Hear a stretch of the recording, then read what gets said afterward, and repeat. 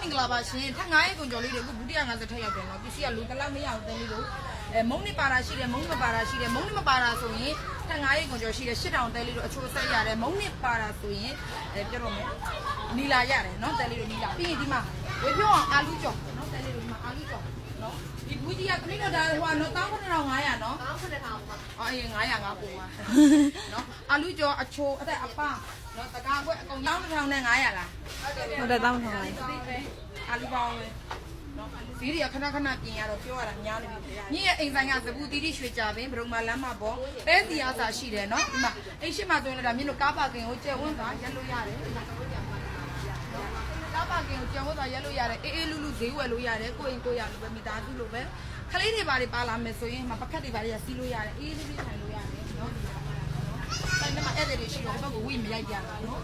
အဲ့ဒီမှာ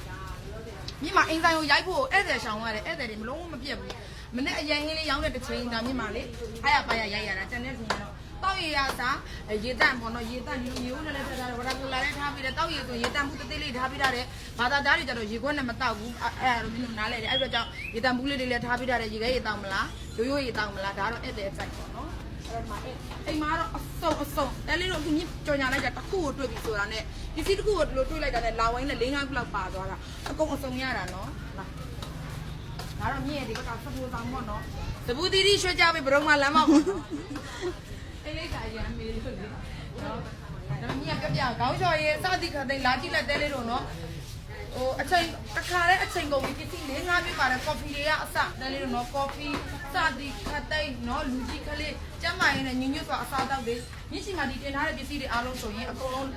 ကြိုက်တဲ့သူလူ100မှာ80လောက်ကကြိုက်ကြတယ်ကိုနေမျက်နှာသိစုဘူးကမှအစနော်အိမ်မှာခလေးတွေဖုံးကြည့်မျက်မှန်မှအစုံလူကြီးမျက်မှန်ရောဖုံးကြည့်နော်ခလေးမျက်မှန်ရောအကုန်ရပါတယ်ရှင်နော်ဒီလိုမျိုးအိမ်ကတော့လာလိုက်ရင်ခက်စီပြမယ်လားဘာအချစ်ကထားတယ်အဖေနဲ့တိုင်းနေပြီဟုတ်ကဲ့အဖေနဲ့တိုင်းနေနော်အဲ့လိုမျိုးလေးရှိတာတယ်လို့မှကြီးပြရတော့နည်းနည်းရင်သွားတယ်နော်ရတော့ဘယ်ကောင်မှမသိဘူးဘယ်ကောင်မှသွားလိုက်တာလို့စွာငါမဟေးငါမဟိုရှိပြီးနေပြန်ရလေနော်ဒီကမှာတော့မင်းတို့ဒါ